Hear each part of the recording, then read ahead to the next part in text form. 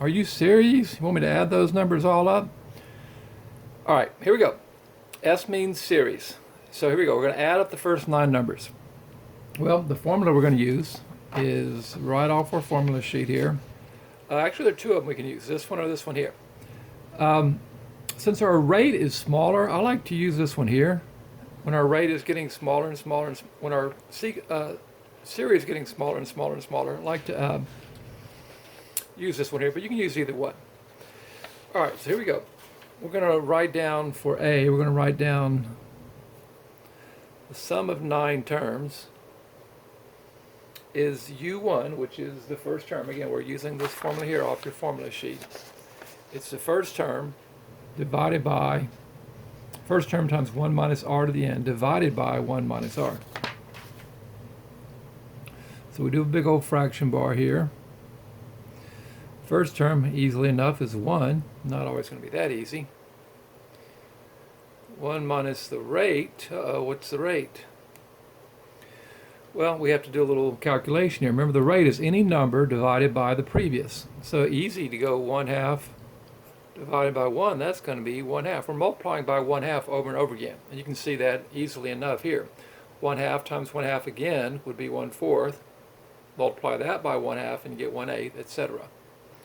So the R value that we need in our formula is 1/2. Now, if you want to, especially if you're going to use a calculator, use a decimal here, 0.5. We're going to take that to the nth power. 1 minus the rate to the nth power. So our n, remember n is always this subscript over here. So our n is 9. Hopefully y'all can see that okay. And then we want 1 minus 0.5 again, or 1/2. All right, so let's simplify this. So 1 minus 0.5 is 1/2. Now I'm going to go back and use fractions, but you can do it either way. So on the top, well, that 1 off to the side, we can ignore that. And we're going to do this on our calculator.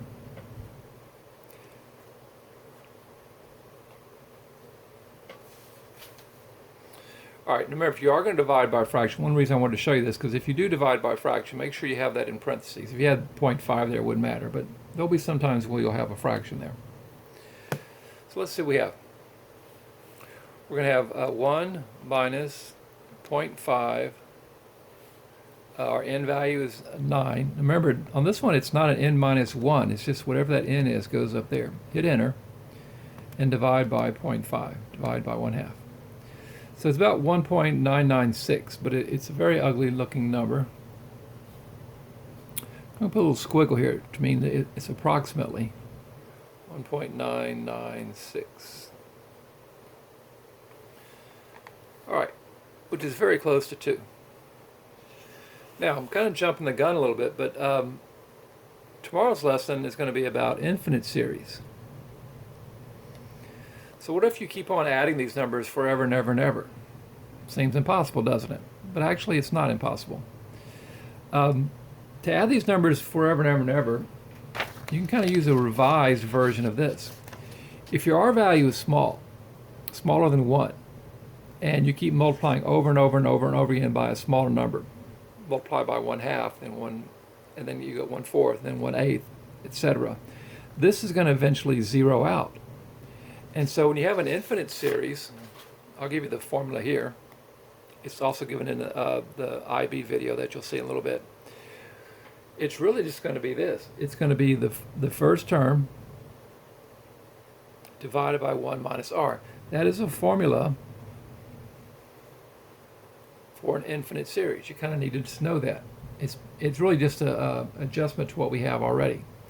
It's one of the easiest formulas there is.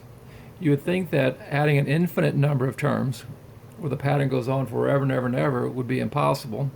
And even if you could do it, you'd think it would take a long time. But actually, it's easier than adding a finite number of numbers. Finite means there's a definite end, as in definite, finite. All right, so here all we have to do, we know the first term is 1. Again, it's not always going to be 1, but in this case it is 1 over 1 minus the rate. This time I'm going to go back and use a fraction because it makes it easier. I don't need a calculator this time. So I get 1 over 1/2 Well, remember, dividing by a fraction is the same thing as multiplying by the flip of the denominator. Dividing by a fraction, don't ask why, flip the bottom and multiply. So that's the same thing as multiplying by 2 over 1.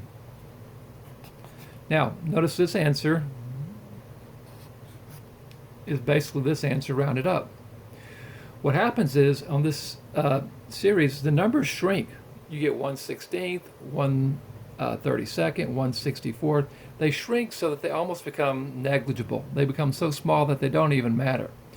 So after the 9th term, the numbers are so tiny that they'll increase this, but not by very much. And so the further out you go, the smaller amount you're adding, and pretty soon you're adding practically nothing at all. So it's not at all unusual. In fact, it's very indicative of an infinite geometric series that this sum is very close to the sum of a first 9 or 10 terms. Anyway, that is the infinite sum of this pattern here. The video that I've posted from IB is very good, and it further explains both how to find the sum of a finite series versus an infinite. This is an infinite series here. And I think you know what that means. It goes on forever. This is a finite. Finite means it has a definite end. Finite series and infinite series. And again, infinite series seem like they should be more difficult, but they're actually much easier. And that was actually part B there. All right, so watch the IB video that I provided in today's page, and then also you need to try the assessment problems that I think are shown on a different link. And again, refer back to the formula sheet. You're going to need that pretty much every day in this class. I will talk to you all later. Bye.